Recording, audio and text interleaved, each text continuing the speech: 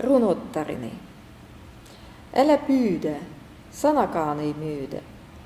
Torille ei seettäkään viedä, runottarani sitä siedä. Mielen hartain, runotartain kuuntelen, en silti mitään salaa. Ja jos vilppi joskus pujahtaa, voimme kahden kesken naurahtaa. Sitten liuska nakkaan, luimoavaan takkaan, antaa valheen palaa. Haudomme nyt suuren muista suunnitelmaa, jospa voisimme sen täyttää runoelmaa, jossa saisi näyttää tekopyhät, papin ihramahan loisen, joka ime vuoksi rahan, verta osattoman ja työkansan, joka kokee riiston murheen, mutta rukausta hokee. Luulen, että taivaissa saa onnen omaan.